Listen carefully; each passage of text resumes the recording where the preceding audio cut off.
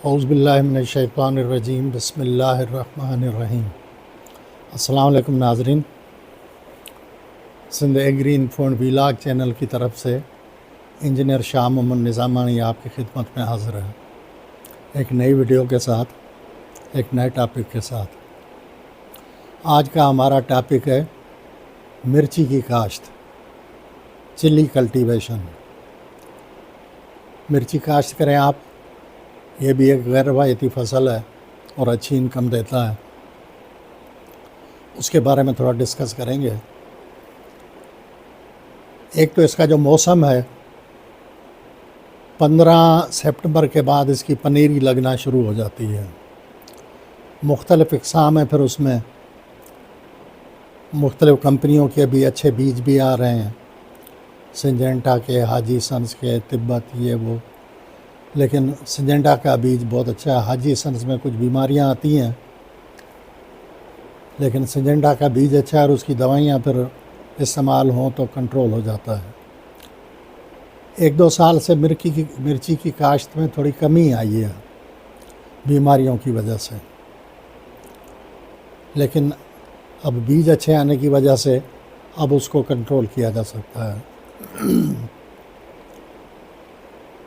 अब सबसे पहले हम बात करेंगे कि इसके लिए ज़मीन कैसी होनी चाहिए और उसकी तैयारी कैसे होनी चाहिए। मिर्ची के लिए हल्की मेरा ज़मीन जो है वो मुनासिब रहती है, क्योंकि इसमें पानी नहीं रुकना चाहिए, बिल्कुल रेतीली भी ना हो क्योंकि वो खुश्क हो जाएगी। इसमें हल्का वत्तर रहना ज़रूरी है, तो उसके लिए हल्की मेरा ज़मीन जो है मुनासिब रहती है। उसकी तैयारी के लिए उसको फुल 2 हल लगाएं, सुहागा लगाएं या रोटावेटर की सहूलत है तो वो लगाएं, मतलब मिट्टी को नरम कर दें। तो क्योंकि इसकी जड़ों को पानी जाना है सीपेज से, डायरेक्ट वाटरिंग इसकी नहीं करनी है, सीपेज से इसकी वाटरिंग होनी चाहिए। तो सीपेज से वाटरिंग तब होगी जब ज़मीन अच्छे तरीके से बनी हुई होगी, नरम होगी, सॉफ्ट ज़मीन होगी, तब वो पानी पहुंचेगा। तो 1 नवंबर से लेके फिर दिसंबर तक इसकी काश्त ट्रांसप्लांट पनीरी की होती रहती है। तो उसके बाद पहले जो है खेलियाँ निकालें। खेलियाँ निकालने के 24 घंटे के अंदर अंदर इसको एक इमरजेंसी स्प्रे ज़रूरी है,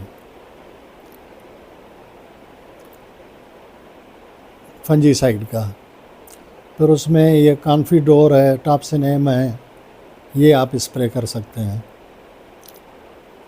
और जब पनीरी शिफ्ट करें, पनीरी लाएं तो पनीरी को भी फंजीसाइड में डिप करें 5 सेकंड के लिए। पहले एक महलूल बना के रखें जिसमें टॉप्सिनेम और कॉन्फिडोर दोनों हों, तो उसमें डिप करके फिर पनीरी लगाएं तो इसकी जड़ें महफूज हो जाती हैं मुख्तलिफ़ बीमारियों से, ख़ास तौर पे जो जड़ से बीमारियां लगती हैं, और इसकी ज़्यादातर बीमारियां लगती जड़ से हैं। तो उसके लिए अगर डिप करके इसका लगाएंगे तो इंशाल्लाह जो है बीमारियां कम असर करेंगी। और वो जो इमरजेंसी स्प्रे हमने किया था वो ड्यूअल गोल्ड अगर कर दें, सिंजेंटा की है, तो उसमें घास फूस जो है काफ़ी अरसे तक फिर नहीं होता है। और पहला पानी लगाने के बाद, यानी मिर्ची ट्रांसप्लांट करने के बाद, आप देखेंगे अगर ज़मीन सही बनी हुई नहीं है तो इसमें दरारें सी पड़ जाती हैं।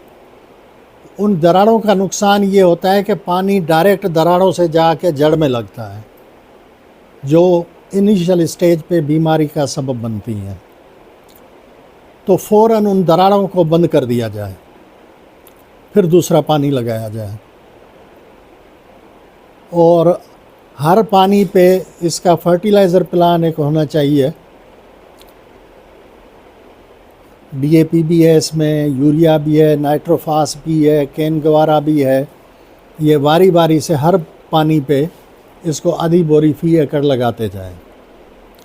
और ओवरऑल DAP की 3 बोरियां फी एकड़ लगेंगी और 1.5 बोरी जो है यूरिया की, 2 बोरियां नाइट्रोफास की, इसी तरह 2 बोरियां केन गवारा की। ये फर्टिलाइज़र प्लान है इसका।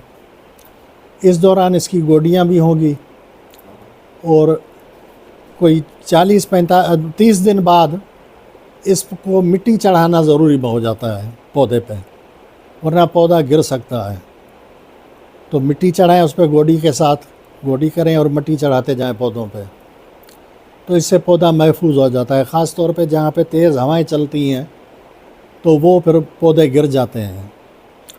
और लगाने के लिए इसका तरीका ये, इसकी जो खेली बनानी है वो थोड़ी चौड़ी बनानी है, कम से कम 2 फुट 2.5 फुट। और फासला जो है प्लांट टू प्लांट ये 1 फीट का होना चाहिए। 1 फीट के फासले पे लगाएंगे तो पौधा जो अच्छा बढ़ेगा, अच्छी ब्रांचें निकालेगा और फल उसमें ज़्यादा लगेगा। तो ये लिहाज इसका रखना पड़ता है, ख्याल करना पड़ता है। उसके बाद इसकी खिदमत अगर सही की जाए, ये बहुत अच्छी फसल है। और अच्छी ज़मीन में तो ये 200 मन गीली मिर्च जो है फ़ी एकड़ पैदावार देती है। और अगर हल्की ज़मीन है तो वो भी 125-150 मन तो देती है।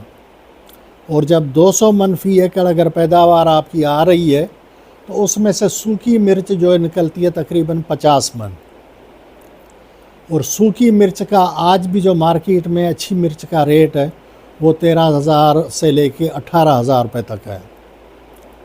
तो आप ये हिसाब लगा लें, अगर 50 मन 1 एकड़ से सूखी मिर्च निकलती है और वो 15,000 में भी जाती है तो फ़ी एकड़ के मुनाफे का अंदाज़ा आप यहाँ से लगा सकते हैं।